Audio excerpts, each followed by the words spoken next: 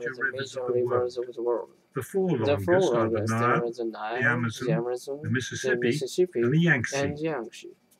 The Nile The River in Nile Africa River in is the Africa is the longest, longest, at at 4,145 miles in length. in length. It flows It north flows from the north from equator the to empty equator into the to empty into Mediterranean the and Mediterranean irrigates and more than a irrigates more million than a acres of million land. acres of land. The Amazon The River Amazon in South River in America South is America slightly is shorter than slightly the shorter Nile, than the at just Nile, over 4,000 miles in length. length. Though it is the world's Though second it is longest the river, second longest it carries river, more it water carries than more any water other than river. any other rivers. Asia also has a Asia massive also river has a system. massive river The Yangtze system. River The in Yangtze River China in China is Asia's longest, at 3,436 miles. Because the mountains at its source are at such a high altitude, the Yangtze flows more rapidly than other major rivers for most of its length. The Mississippi River is the best known river system in North America, and it's the United States' chief inland waterway. However, it's not the longest river in North America. The Missouri River, at 2,340 miles in length, is slightly longer than the Mississippi.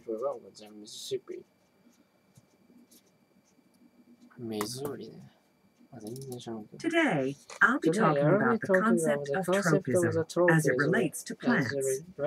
Tropism, for those of you who don't know, refers to a bending of a plant or a part of a plant in response to an outside stimulus.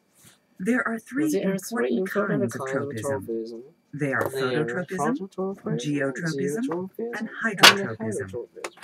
In each of these kinds of tropism, a plant, or a part of a plant, bends in response to a different kind of outside stimulus. First, we'll discuss phototropism. The outside stimulus in phototropism is light. When a plant is affected by phototropism, it grows in the direction of a light source, such as the sun. The second kind of tropism is geotropism. In geotropism, the outside stimulus is gravity.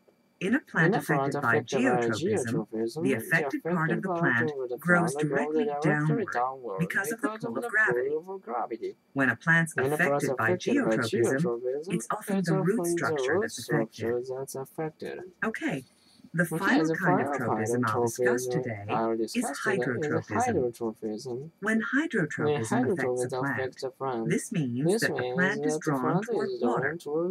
A plant under the effect of hydrotropism will grow in the direction of its water source. Today, we're going to be talking about fossils. A basic definition of fossils is that they are the remains of plants and animals that have turned to stone. And today, we're going to be talking about how animals become fossils. The process begins when a living being dies. After an animal dies, its soft tissues break down. When the soft tissues have decomposed, only the hard parts of the body, such as the bones and teeth, remain. Over a long period of time, the hard tissue becomes buried under layers of sediment. As more layers of sediment cover the hard tissue, it becomes buried more and more deeply. When the bones are buried deep in the earth, they come into contact with groundwater, and a change begins to occur. Minerals from the groundwater seep into the bones, and over long periods of time, the minerals eventually replace the bones. This is the actual step when fossilization occurs, when minerals from the groundwater have replaced the actual hard tissue from the original body. The buried fossilized remains, which are buried deep within the earth, may then make their way back to the surface. As the earth moves, the remains are pushed around. If they get closer to the surface where they can be seen, or get near enough to the surface where they can be dug out.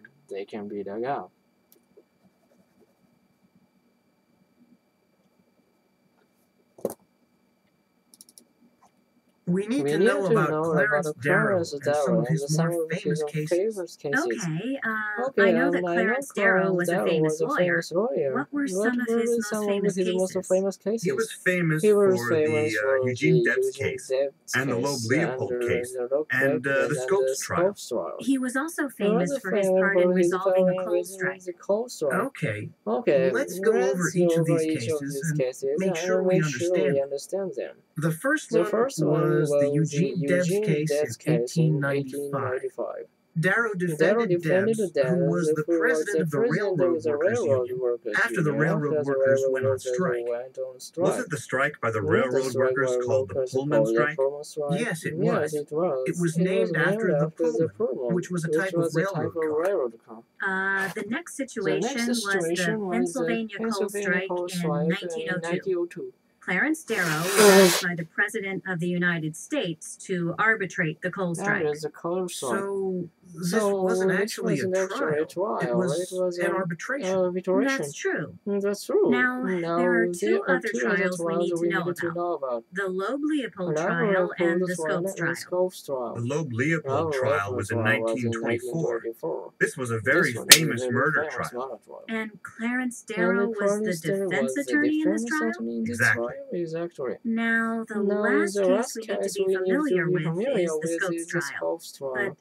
But I don't know much about that. The Scopes trial in 1925, also known as the Scopes monkey trial, was about evolution, about whether humanity evolved from monkeys. And who was Scopes? Scopes was a high school biology teacher who was charged with breaking the law because he taught evolution in school. And Clarence Darrow was the defense attorney in this trial? Yes, he was. I think we've covered the information we need to know about Darrow. We know about 3 of the trials in which he served as defense attorney. And we also know about the strike he helped to arbitrate.